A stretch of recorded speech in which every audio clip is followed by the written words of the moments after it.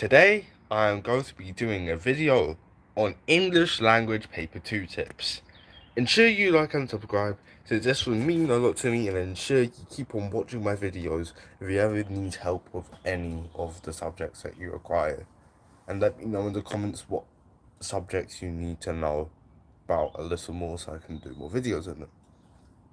So now I'm going to make this one quick because you guys probably do not want to watch a 30-minute video based on how to just get grade 9. So I'll just tell you a few things by this video. Question 1 obviously is obvious, it's 4-mark question.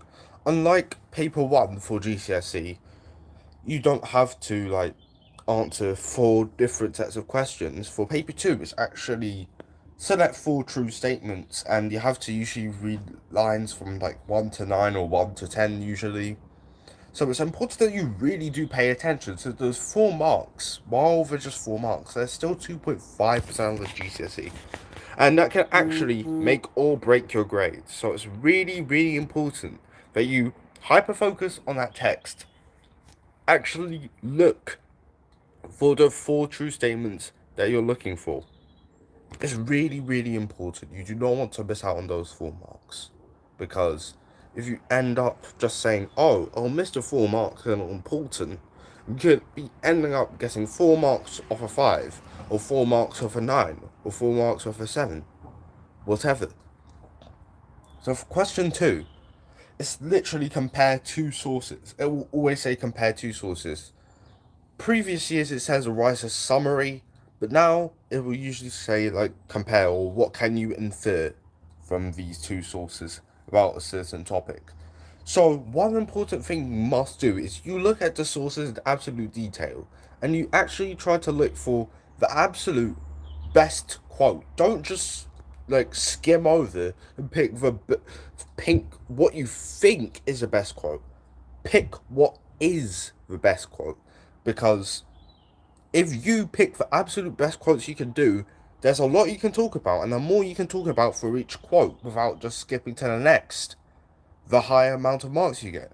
Because less is more in English language. If you just select a quote which you can only talk about one thing, then it's not going to get you much marks, since you can only analyze in limited detail. But if you select an excellent banging quote, then that will get you the absolute highest marks. So for question 3 is about language. Language is really, really important here, and it's absolutely the question where people find easiest, and that's because for language, people obviously have a very easy time remembering the struggles of English literature. They're like, oh, you have to analyze language for each quote and things like that. So the important thing you have to do is you spot the similes, you spot the nouns, you spot the adjectives. If you want to, you can spot the juxtaposition. And language isn't only reserved for your fast maps techniques, it's also for things like structure, sentence structure, or the way the text is structured. Whether things are 2-line paragraphs or some paragraphs, or very long paragraphs, whether things are punctuated a lot or things aren't punctuated a lot, whether things slow the pace down or increase the pace, and what that affects on the reader. What you're looking for is the effect of the language. You spot the language used by the reader. You use a quote because that's one of the number 1 things you have to do. Then you see the effect it has on the reader. If you don't really do that, then you can't get much higher than, I think, at best, level 3. So it's really, really important that you look through all the things, all of the effects that it possibly connote, and realize what effect it has on the reader. Examiners will be impressed because you're actually analyzing in detail rather than just stating, oh, this is an adjective, this is a noun, this is a verb. Of course, the examiners will know that, since the examiner panel will be full of English teachers. So one thing that will captivate them is your analysis. How you can evaluate the effects and stuff. Not evaluate, but you should know it. Now, for question 4. Question 4 is a 16 marker.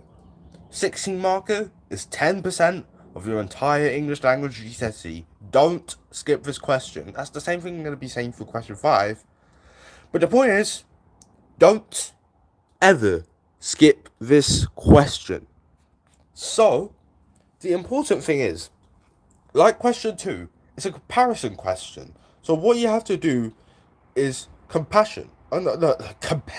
What? You have to compare the two sources for one thing. You don't have to write 2 or 3 paragraphs. You can just combine 1 point and then just heavily compare in detail for source A, then heavily compare in detail for the second source. That's what you do. You don't have to use 2 points. That will take up too much of your time. 1 point is okay. For example, if you're talking about like methods of transport, how do they present methods of transport compared to ways, stuff like that, you just say 1 point. 1 point that applies to both sources, and then you end up comparing it to both sources and evaluating how that's similar or how that's different. Again, you can use language, you can use structure, you don't only compare. Like, unlike question 2, you're not limited by not using, not being able to use language. You should use language here, because that's basically one of the points. Like, language, structure, form, use that for question 4. It's really, really important that you do so that way you can get close to those 16 marks. Question 5. So question 5 is the be-all and end-all. It's the 40 marker. And I actually find this, personally I find this actually easier than paper 1, since you have to kind of like write a speech for English language paper 2. Essentially speaking, what you do is agree or disagree with a certain statement. For example, if you're agreeing or disagreeing against, cars being used, or snow being harmful or useful, things like that, you have to agree or disagree. You can't be on the fence about it. You can't be saying, I agree, but I also disagree. You have to agree or disagree. There's no in between. So the important part is, you start off with an intro. The intro has to hook the reader. It has to captivate the reader, or the examiner in this case. If they're not captivated, it's not going to be a very good intro, because they won't be able to follow through with your argument. They won't be able to integrate very nicely with it. They'll only be like, what just happened, or something like that, because they're not fully connected with it. They're not fully immersed into it, essentially speaking. So a good way to do this is by saying, just imagine a world without this, or imagine this happening, something like that. That's like what I prefer to do, because it's really, really easy. It captivates it by that repetition, and therefore it will get you marks straight away. The rest of your paragraphs, one should be like about like a clear line of reasoning. Of course, everything has to be a clear line of reasoning in the 40 marker, but a long chain of reasoning, or just maybe like an anecdote. You can put that anecdote in the first paragraph, just to establish your point and make it more personal. That way the readers understand your struggle, or understand your argument a bit more, rather than just trying to immerse it into every bit of the paragraph. Really important anecdotes are, but if you can't really think of one, just try and make it up. You don't have to make it real. The examiners won't know unless they've been stalking you at your house. The second paragraph that I do is usually based on statistics and further explanation than questioning the opposition. For example, if someone said that, snow is not beneficial for other people since it causes disruption and economic costs, I just say, what's the essence of labeling it as something which can cause economic disruption if you're just blithely stating that an anodyne present, something like that? I just made that up on the spot, obviously. You could probably come up with something better than what I came up with here. Sorry about the lights. You can probably come up with something better than that. But the main point is that you must try to like establish your point. You can't just say a statistic on one paragraph and move on. You have to like say what the statistic, what it means, and then try to counter it a little bit. That's your window of opportunity. Third paragraph I like to do is that I kind of say I it's like kind of acknowledge other arguments. It's acknowledging the opposition's argument makes your argument stronger. Then you focus on the weaknesses to prove that their argument isn't fully like founded or fully reasonable. For example, I acknowledge that snow may cause some disruptions to people who commute to work. Something like that. And then you say, but when people play with the snow or something like that, how does it cause disruption in their lives? There's a time for nostalgic memories to be made. You could probably come up with something better again, but that's the kind of thing you go along. And I just make like two. I acknowledge that, and a really nice way of saying that. And the first point is that you say, I acknowledge that this thing may happen, but to say that my argument will be fully valid one way, or just stating how it would be fully valid, is a false dichotomy. False dichotomy means like being falsely black and white, as in it's fully obvious. So saying that like your argument's fully obvious, kind of like black and white, it's just ignorant of the other arguments. By saying false dichotomy, you ultimately get into at least level 3, maybe upper level 3, at least upper level 3, since examiners will probably not have seen many other question 5s with that sort of language. And if you keep on sustaining that language, you will end up reaching somewhere in level 4, hopefully, which is really, really beneficial, since you want to be scoring as many marks in question 5 as possible. Since I think the one that could trip you up the most is maybe question 2, since that's a little challenging at first. But eventually you'll get through it if you just analyze the sources quickly enough. And then, for question 5, come up with a conclusion.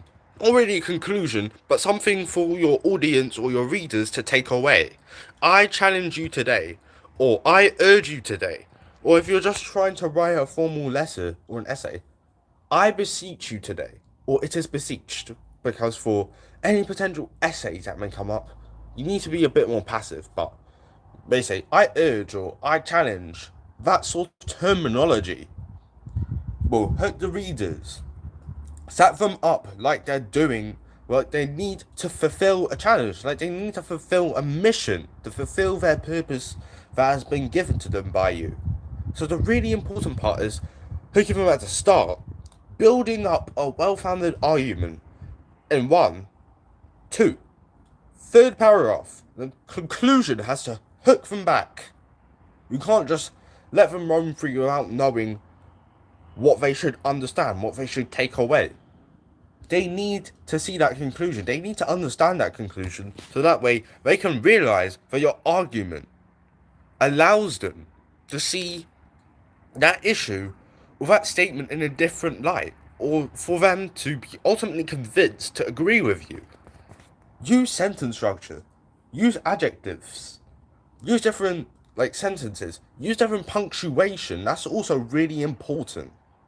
The thing is, it's not enough to just go memorizing a structure. You also have to use those language techniques, those structures that you've been analyzing in the sources.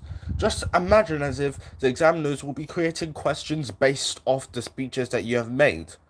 How easy will it be for them to analyze the emotions, the tone that you're feeling? How easy will it be for them to analyze it, or to just compare it with another source that agrees or disagrees with it, or has a similar point of view? That's what you really need to be thinking about if you really want to score the top marks. If you want to get those 7s, 8s, and 9s, that's really, really important. And no matter if you're trying to aim for a 5 or a 6, you still need to be getting as high as possible in question 5. So that's half the paper and a quarter of your GCSE. Really, really important question. Never miss it out, otherwise you're probably going to end up failing, which is probably a high likelihood. So I hope you have a good day seeing that English language paper 2, aka GCSE. I hope you enjoyed my advice, and I hope you like and subscribe. But most importantly, I hope you're ready for tomorrow, and I urge you to be bright, stay right, and have a good rest of your day. Thank you for watching.